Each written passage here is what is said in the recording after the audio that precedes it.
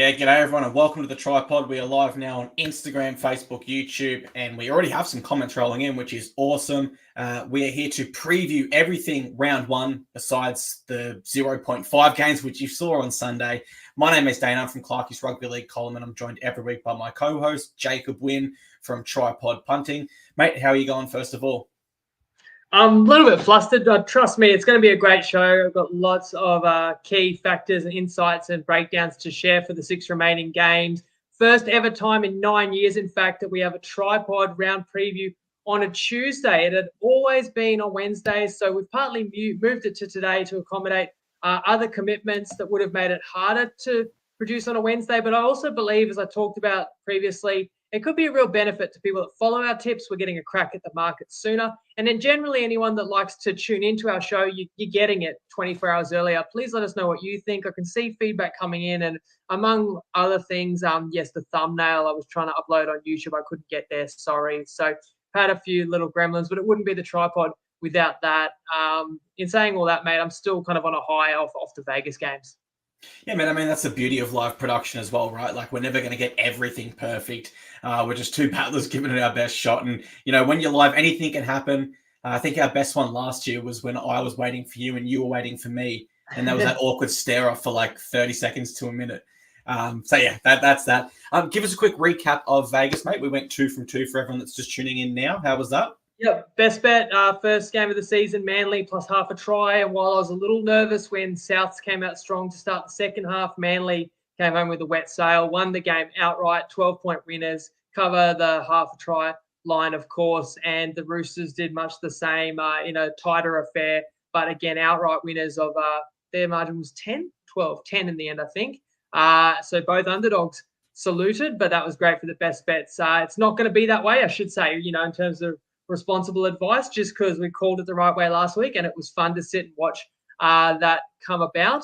There'll be games where I get it wrong, and there'll be games where, in my opinion, I'll get it right, but we won't get the result because that's the nature of rugby league. The ball bounces funny ways. So still punt responsibly as always, because I'll be the first to tell you there's going to be bad weeks.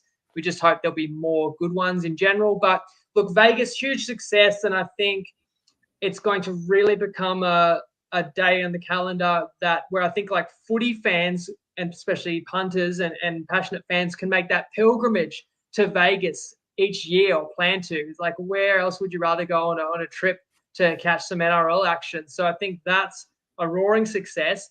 I think what they need to build on in the future is bringing more Americans in. Like, why couldn't you have filled the rest of that 80,000 seat stadium with locals getting half price tickets? Give freebies out at schools, do whatever. Incorporate the Americans more in, because that's what it's all about. But it was a hell of a start. Yeah, it's a great start. As Peter V'landys said, the foundation is set now. Now it's about building the house. We can bring up your Facebook and YouTube comments on screen, so we do want to see those roll through. For those watching on YouTube, unfortunately, we're not able to bring them up yet. The software we use is a little bit limiting in that factor. Hopefully in the future they update that. But yes, a 2 from 2 start for the round. As we look for our 10th consecutive year in profit, 9 in a row so far. From what I've seen online, I've never seen another content creator track every bet to the standard you do and win 9 years in a row. So that's absolutely superb. And if you are new to our show and you are tuning in for the first time, potentially, we like to start the preview shows with the best bets, as we value your time and we know people want to get them up front and get their bets in. And then we'll lean into some further analysis as we go through game by game. So without further ado, let's roll out the red carpet, Winnie. What have you got for us this week in the way of best bets? Okay, I have 2 more best bets. And Clarky, I'll get you to type these, and then you might be able to put them on the screen. Or if you type them as a comment, I'll put it on the screen. The first best bet is the Titans, minus 5.5, and that's at $1.90 on Top Sport. No Fafita, but I still feel they have the stronger pack. I look at the halves. I don't have to worry about Foran coming in injured or beat up. I know that the Dragons will compete hard. They'll try and get an ugly win. But when you're at home in round 1, it's the first game of Dez's regime, and you've got the bye in round 2. There's just no excuse to get outworked or beaten in effort areas for the Gold Coast. And it's not going to come as a huge surprise to people that I rate the Tides significantly higher than St. George and have them winning that by at least a converted try. And then my final best bet for round 1 will be the Cowboys minus 5.5, which you can get $1.85 toppy, better, or double. similar story in this one, that I will lay the line with the team that I have as clearly better than their opponent, and they're at home in front of home fans as well. And the Dolphins upset North Queensland at QCB last year, but I've no doubt the Cowboys remember that. North Queensland finished higher than the Finns last season, but really it is the home side with more to prove. Given the talent level, I think they will do so. And I'd be surprised if the Cowboys don't control this match. So I'll take them for a best bet. Clarky, I know you're going to love at least one of those. Mate, I think they're both best bets. Just confirm the line was -9.5 for both games, was it? Or did I miss 5.5. But I can type it now, and Okay. you can lead us. You keep going, and I'll get them up on the screen very soon. Awesome. Yeah, that's two great tips there. I think because we have introduced the Instagram audience as well, I should note that Winnie will give out the best bets. That's because he's got a 9-year track record of it, and I'll be completely honest, I'm not the best punter myself. But I will give out a tip, or at least I'll tell you the way that I'm leaning each game. And then if you please, you can factor that into your thinking as well, or maybe use it for your tips competition. So he's the man that wins the money. I'm the man that dribbles, but I will do my best regardless. You're the man with all the information that sets the table for us, mate, and you host us very well, steer the ship, while I'm a little bit more chaotic. Captain Clarkey. Thursday night, it's the Knights v Raiders. We're at McDonald Jones Stadium in Newcastle, and the line is set at -7.5 in the Knights' favour. Now, when we go to team lists, of course, we won't have too much time to prepare this year, given we're going live almost an hour and a bit out. So Phoenix Crossan will start at 9 there. Dylan Lucas has won that vacant back row spot from Lachlan Fitzgibbon. The halves don't change. That's still Tyson Gamble and Jackson Hastings, and Kai Pearce-Paul makes his NRL debut from the bench. For the Raiders, they've got Ethan Strange starting at 6 there alongside Jamal Fogarty. Jordan Rapiner is the fullback with Ced Chris suspended. Morgan Smithies and Zach Hosking start at back row. That's because Elliot Whitehead and Corey Horsburgh are unavailable. So some surprise changes in both sides, Winnie. I'm not sure how deep you want me to go into each of the team lists. And did you want me to kickstart our preview on each game? Yeah, I think you give us the notes you had. I'll give my handicap, and then you can wrap it. Awesome. Let me rip into it then. So the first note I've got for this one is, who can forget the last time these two met? It was in the final series last year, and it ended the Raiders' season. No doubt Ricky would have immediately circled round one and gone, this is a game that I want to get back. So I do think the Raiders will be fired up here. It was a penalty goal in the 88th minute. That was all that separated them last time. Despite this, I've got the Knights in high esteem this year, and I do think that the Raiders will drop a notch or two this season just due to the experience they've lost. That being said, the style that the Raiders play isn't a flashy style like the Broncos, what we saw last year. It's very gritty. And for that reason, I don't think their game plan changes too much despite losing some tough competitors there. Now, I can't tip them here just because the Knights have won their past 6 in a row over them, and the Raiders have lost their last 4 in a row on the road. But I can see the Raiders really hanging in here and making a contest of it, despite other indications that this could be a blowout. So my tip for this one will actually be Raiders plus 8.5. I know the line's set at 7.5. I want to give myself that converted try and penalty goal insurance there. But how are you viewing this one?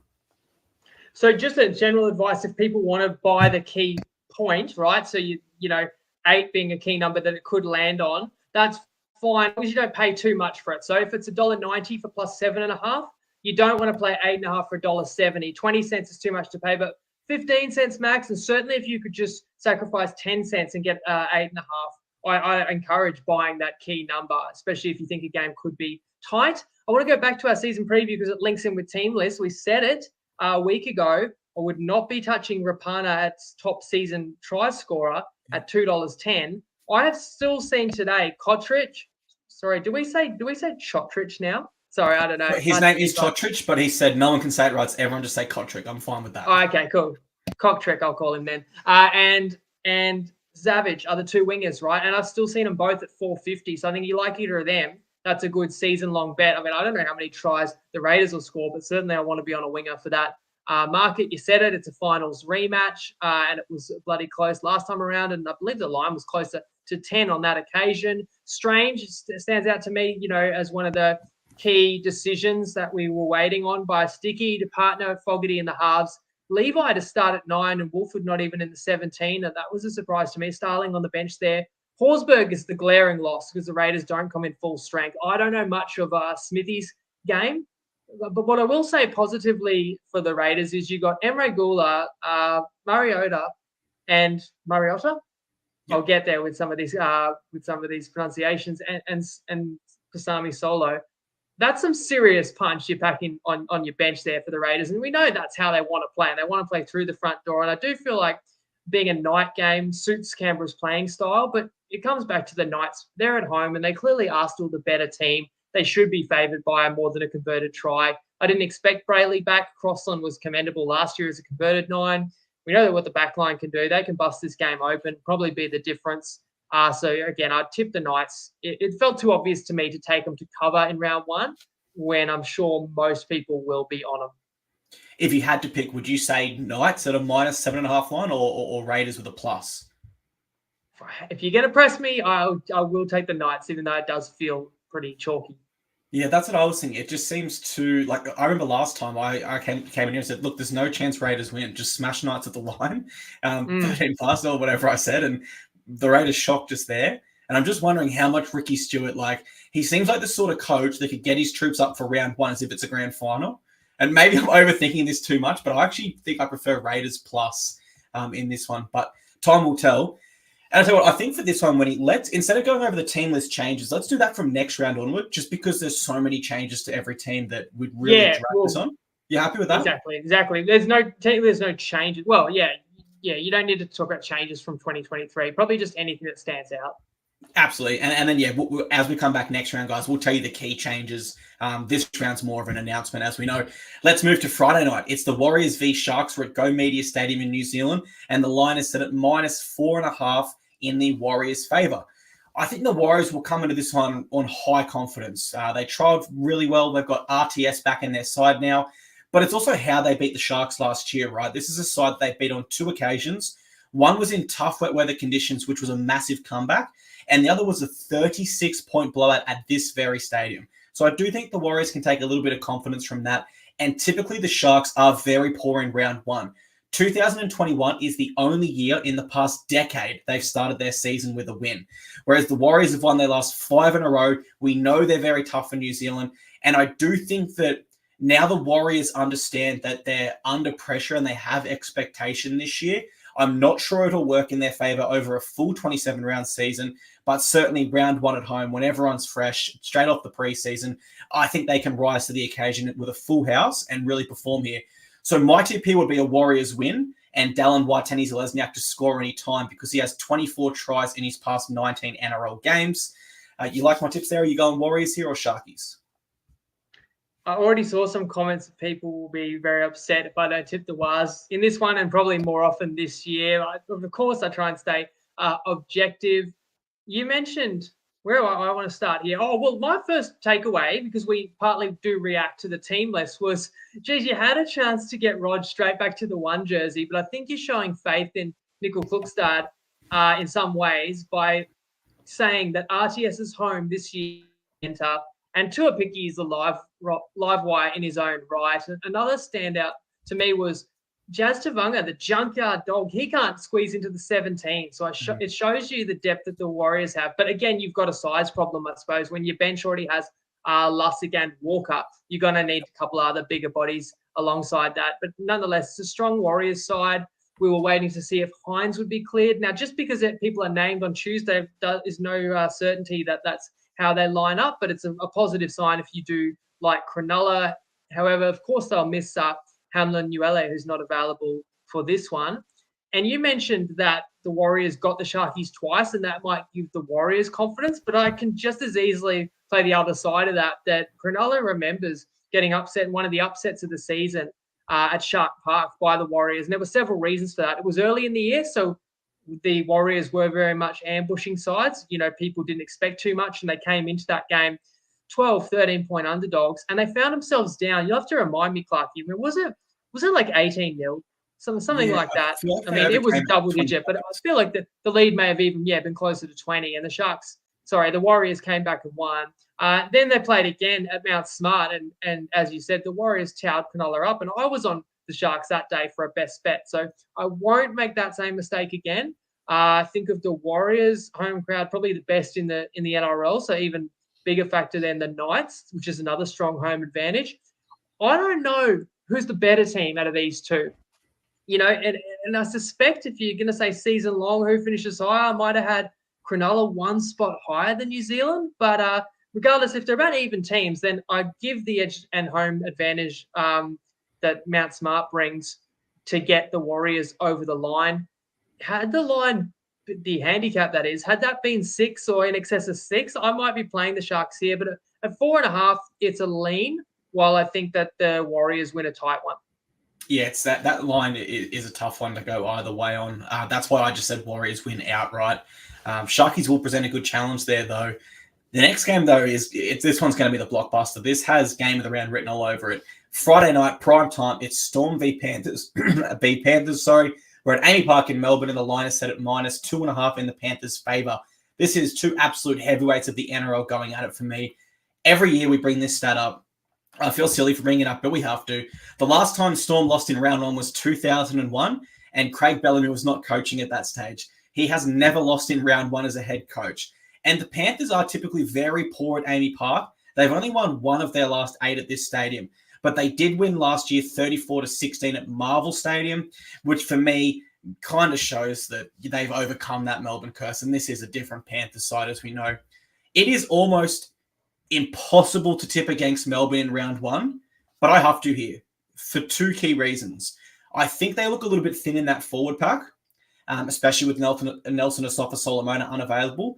And 2, if Cameron Munster is at 90% plus with that groin injury, being round 1, it seems likely that Craig Bellamy would rest him. Like, Craig Bellamy values a premiership and not injuring his star long-term over keeping a round 1 record around. I also think the Panthers get the job done for Moses Leota's 100th NRL game. My only concern here, Winnie, and I think you probably share this one with me, is the travel between the UK back and forth. How does that affect their preparation? So for that reason, I don't have anything I'm going to tip here, but I am leaning the way of the Panthers. Are you feeling the same way about this one? Epic matchup for sure. I mean, and I'm just talking about in our comments, Joe versus Keegan right now is really kicking off. Luke there as well. Where did I see Luke, who shares tips in our group now? I want to know where Luke bets. Waz -3.5, Eels -5.5. Those are great bets if you can still get them, or maybe Luke had tipped those ones earlier in the piece. And of course, as for this one, it's kind of the unstoppable force against the immovable object, because you got the team that doesn't lose in round 1 against the team that doesn't lose nearly at all, except the Panthers did lose the World Club Challenge again, and they did lose, they being Penrith, in round 1 last year on the back of losing the World Club Challenge. And that was playing the home World Club Challenge, so less disruption to prep, because you could just call it, their preseason starting a week earlier. This time, as you mentioned, they've got to come from the other side of the world. So given that this game is in Melbourne, I think plenty of people will still feel that the back-to-back-to-back champions are the more vulnerable side. And I'm sure a lot of people will back Melbourne. If it ain't broke, don't fix it. If you've backed them the last 20 years, you might as well keep going back to that well. Prior to the team list, I was really focused on, okay, are these 5'8"s? Are they good to go?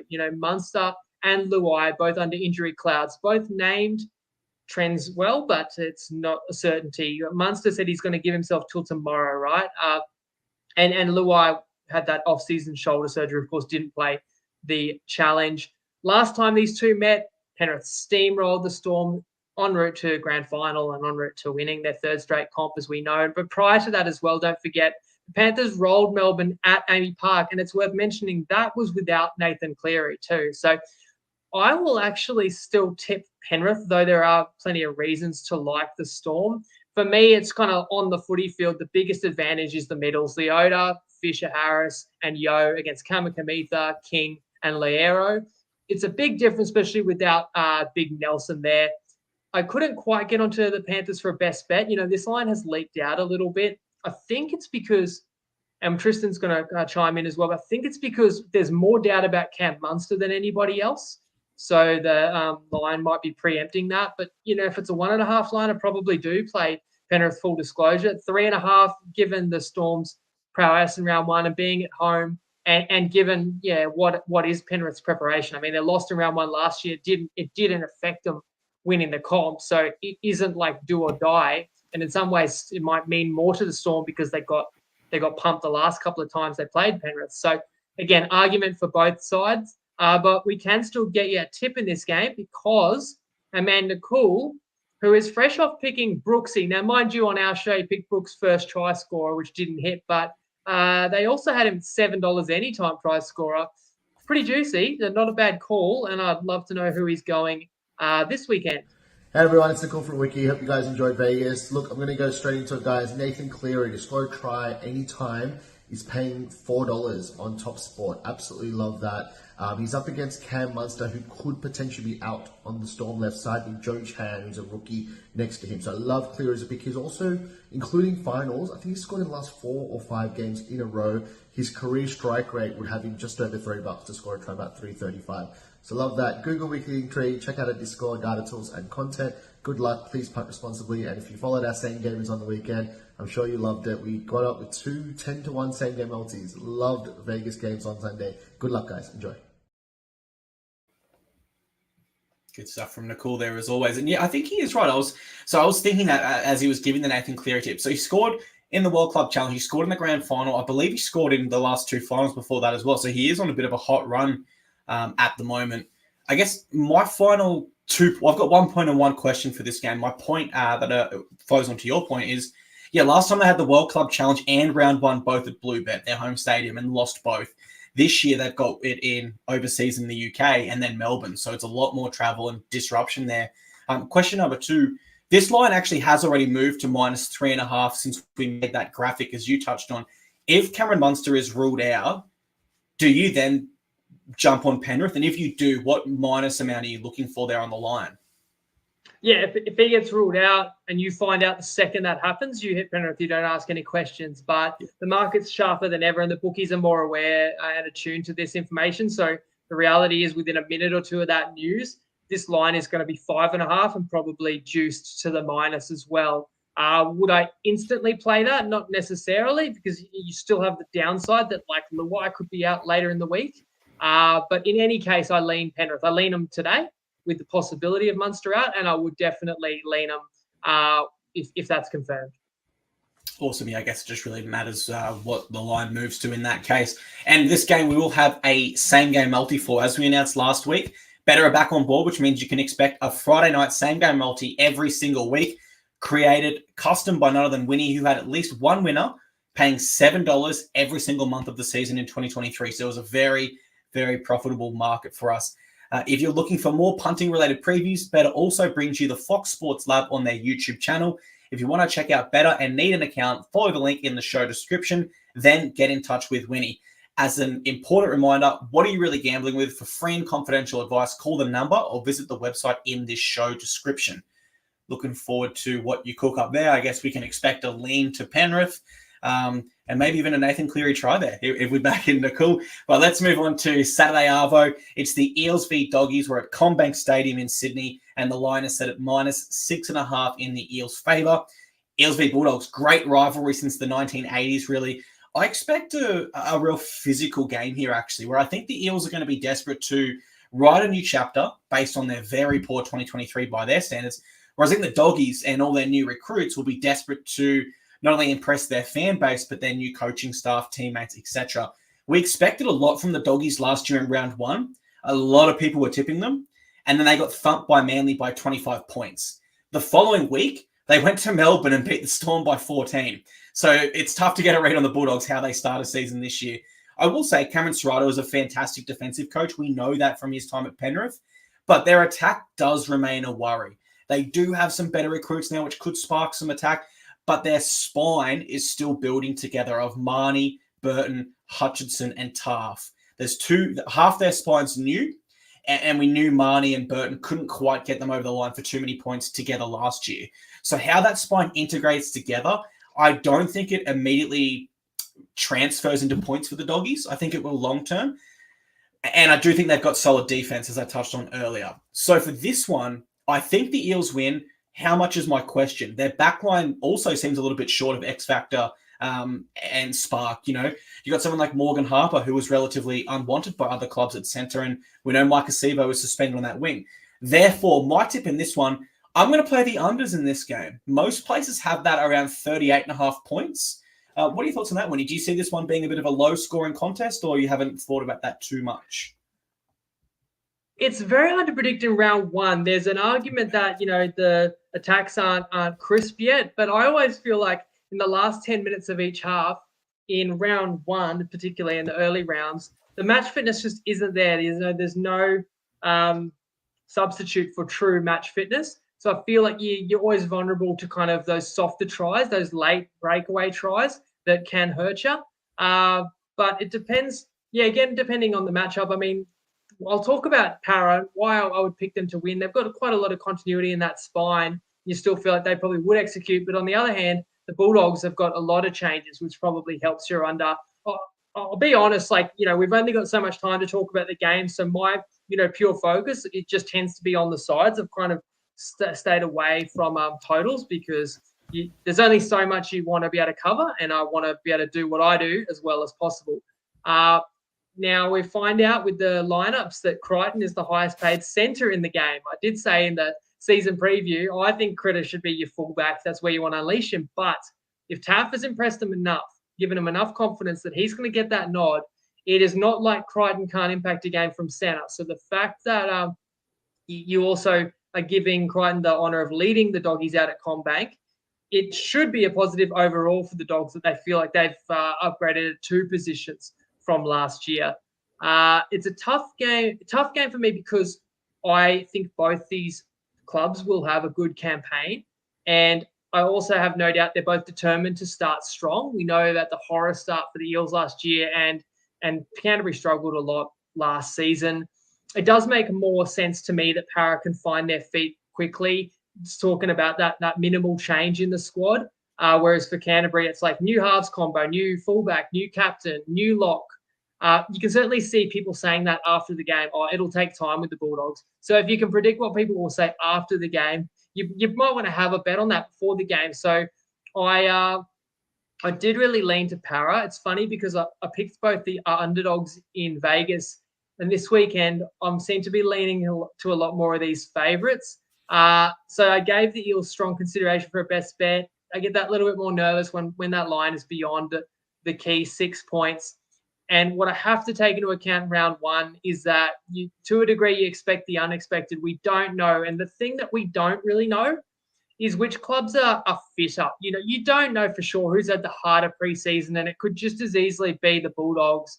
And then you're not going to feel so crash hot about Para. So I will certainly tip the Eels for a win. I'll try and always tell you guys who I'm tipping.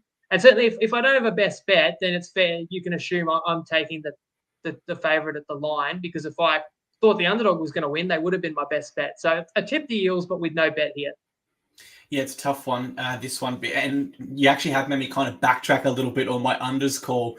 I guess I hadn't really considered that fatigue that you touched on in the last 10 minutes of each half, where you do see easy tries scored. So I won't retract that tip. I'll just say I'm no longer as keen on it. And I know that I've sucked with those over-under plays in the past, which is probably why you've steered clear of them for so many years now. All right, we've got 2 games left. One features the 2024 NRL Premiers. I'll let you decide which team I'm referencing there. Let's hear from an absolute legend who does happen to sponsor 2 great clubs in the Titans and Tweedhead Seagulls. I'm talking Tristan Merlehan, the CEO of TopSport. He has your market insights. Gather round. Let's have a listen, kids. Good everyone, it's Tristan Merlehan here from TopSport, and we're back for the first weekend on home soil. Teams just dropped, as you know, and I know there's been plenty of chat around that already on this show.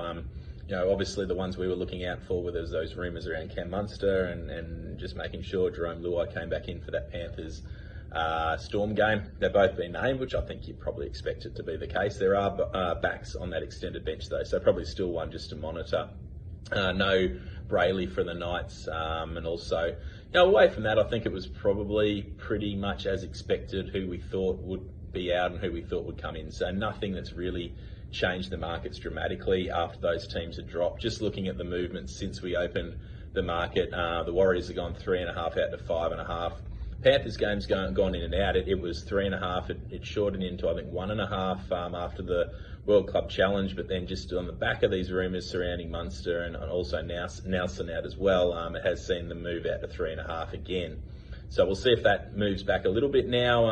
I suppose once we get absolute confirmation surrounding Munster. The other moves seen Parramatta jump over that key line, 5.5 to 6.5. The Dragons have been specced on the back of their solid trial against the Tigers, and the Titans probably not going as expected against the Eels, and then the last game's been pretty solid. So looking forward to a great game of footy.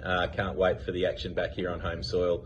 And of course, if you're having a bet, make sure you do it responsibly, and hope you enjoy round one. Thanks, guys.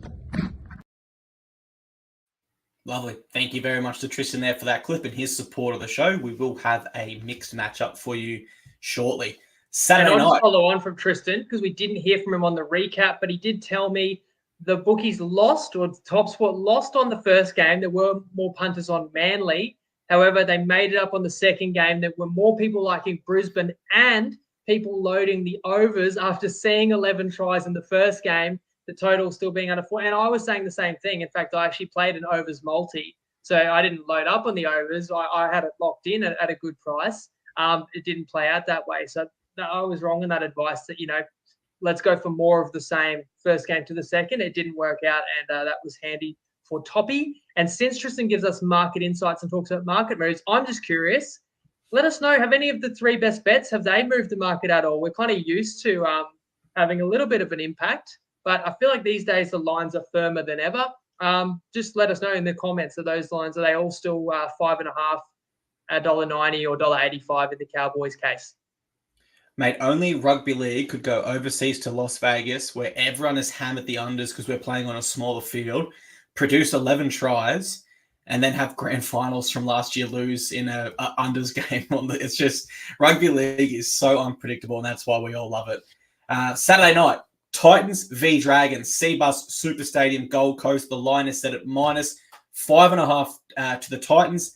That's because the bookies don't know I'm going there live, though. Expect that line to go more, minus 49.5 in the Titans' favour. Winnie, I'm going Titans 13 plus, and I know our listeners last year said, can you please stop, asking Clark his thoughts on the Titans? He's so biased. But in all seriousness, I am actually very confident we start well under Des Hasler. I think we started in really strong fashion. Yes, you can make the same point for Shane Flanagan at the Dragons being a new coach, but I do believe our roster to be more experienced and more settled and just generally more strong. I also think if we're talking a coach that's going to have a side ready to go in round one after a tough preseason, I'd honestly take Des Hasler over every coach but like a Craig Bellamy, if I'm being absolutely honest. So with Isaac Liu celebrating his 250th NRL game and club favourite Brimson playing his 100th NRL game, I just know those are two boys that have the enormous respect of the club, everyone involved with the club, that staff, players. Dragons have lost their last 4 in a row on the Gold Coast, so my tip here is Titans, minus 5.5. I'll be a little bit safe with my tip. And Alofiana Khan Pereira, anytime try scorer. He scored 20 in his past 23, and he scored in the All-Stars also. You love the Titans as well. I love you. Tell me how you are seeing this one. Oh, I love you too, man. Thanks. I want to address a comment I saw from friend of the show, Kyle Gordon, and because I wanted to interpret it. Surprised you didn't tip Eels minus 5.5 as you had strong consideration. Minus 6.5 AOB. What's AOB? Adam O'Brien. Is it meant to be ATB across the board? To be honest with you, Kyle, if Eels was 5.5, I probably would have played it. Did I miss a 5.5? I thought it was 6.5. And I talk a lot over the years about like that. That's a difference, and that's the difference between a bet and a no bet for me. But feel free to clarify that if I didn't completely answer your question there. As for this one, it's cool that we get the matchup with the old familiar coaches who are both premiership winners, no less, in new landscapes. Of course, Des up against Flano. And while Des is missing 2 of his very best players in Jaden Campbell and David Fafita, help me out with my pronunciation again, Clarky. Keanu Kinney is an exciting player. I've heard some commentators say Keeney, but I believe it's Keanu Kinney. Kinney, exciting player on the rise. I don't actually think you lose a lot. The game is going towards speed, and he has that in abundance. And look, Fafita you can't replace, but great to see both for more back. It just seems to me that Titans have that more class that can win this game.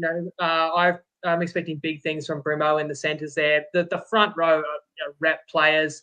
And a non-injured Kieran Foran, as I mentioned before, helps negate probably the class that the Dragons do have in their halves. But I don't want to knock St. George a lot because I can see them coming in, and I'm sure the game plan's going to be high completion, no errors, discipline, lean on Hunt's kicking game. We don't beat ourselves. That's going to be the Flano DNA. We want to out-tough our opponent.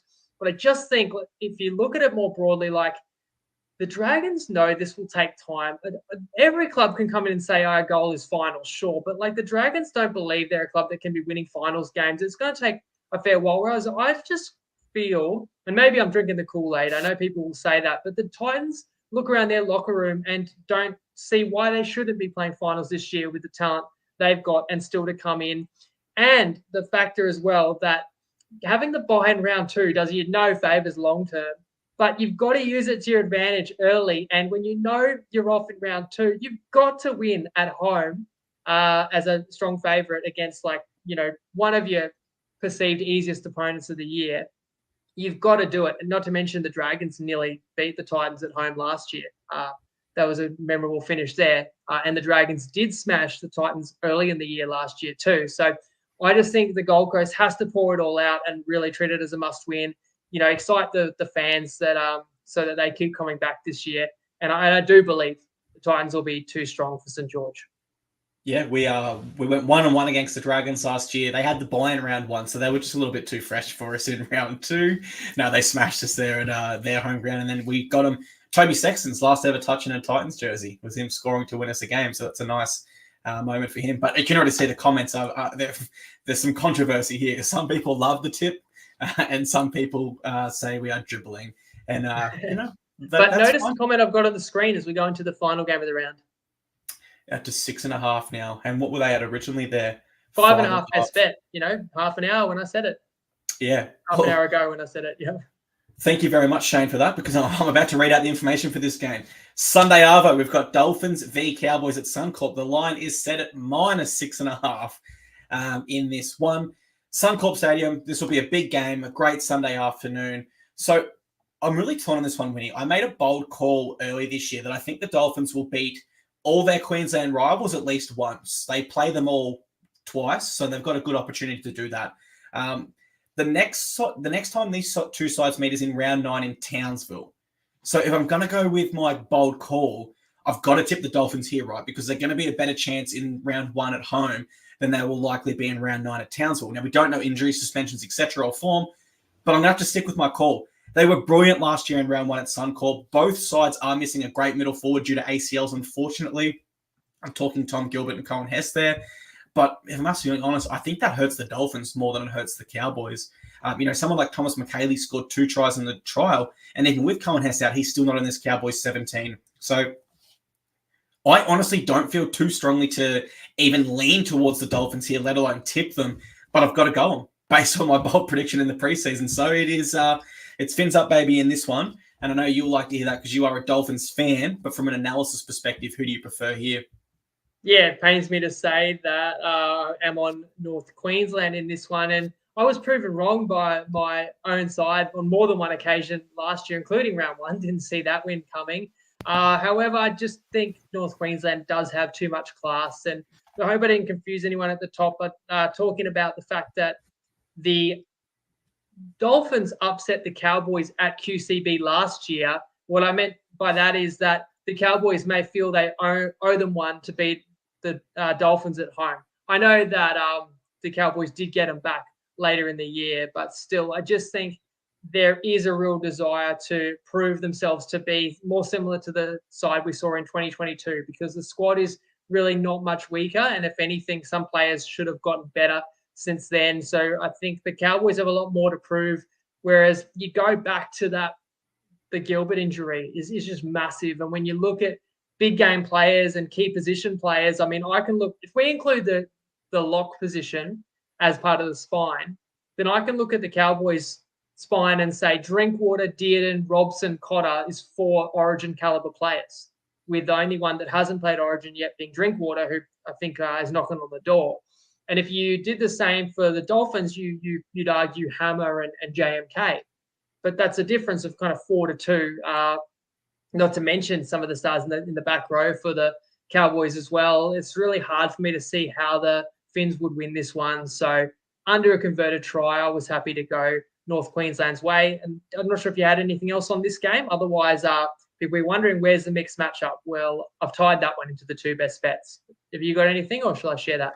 Roll into the mixed matchup. I'll finish my thoughts after. Yeah, cool. So when I like 2 favourites, I can't do a traditional mixed matchup because I can't play like Titans against Dolphins or Cowboys against Dragons, because of course they would be expected to win. But what I am going to do is put my 2 favorite teams together and take the Titans and Cowboys to win 13 plus, but it's a combined 13 plus. So their margin 13 plus. You can even have one lose and one win. If one loses by 2 points and the other wins by 16 or whatever. So that's how that one works. And you're getting more than a double up price at 220. You can have up to 200 on that. With Toppy, if you do need a TopSport account, use the code TP Live. And I don't feel like I have to explain that one much further when I've already stated my case for each of those being a best bet in their own right. I think each is winning 6 or more. There's a likelihood that we're going to get 13 plus between the 2 of them. Yeah, if our best bets win in the fashion that you think they will, then certainly that mixed matchup plays right into that. And you're essentially giving yourself another free win almost there. I mean, if the Titans win the way you said, then we might be catching points with the Cowboys in the second game. So that's how it goes. Anyway, we'll know how many we need the Cowboys to win by to bring it home, obviously. If the Titans win by 50, like I joked, then we'll be hitting up Tristan for an early payout. That's for sure. No, but and also, I actually was going to make the point that even though you do go for the Dolphins club, we should get up some like NFL jerseys that say like TryPod Football Club, because you always say the TryPod is my team before, the Dolphins. I'm not afraid to tip against my best team. I'm here for the punters. So that will be something really cool. Maybe we can wear it on the stream. But we'll talk more about that idea. offline. That is true. Everyone knows like my allegiances above all does lie to the TryPod family. Absolutely. And me too. I'd never tip the Titans if I don't believe in them. Everyone knows I'm joking with that one. But that will do our show here tonight, guys. We want to say thank you very much for being here live with us. And if you are listening afterwards as a podcast, to everyone that's got involved with the show, typed, brought the messages up, we really appreciate you getting involved. Our next show will feature Winnie on Sunday, Dolphins v Cowboys within 15 minutes of full time. Unfortunately for myself, I have a family commitment, so I won't be on the recap show this week. But Winnie will recap all the action and hopefully 3 winning best bets. With that in mind, Winnie, over to you for your famous last words or word. When you say 3 best bets, 2 best bets, and the mixed matchup, and we're already 2-0, baby, in round 1. So can't wait. Keen to hear, what everyone else is on as well. It's what it's all about, hearing everyone else's tips and perspective too.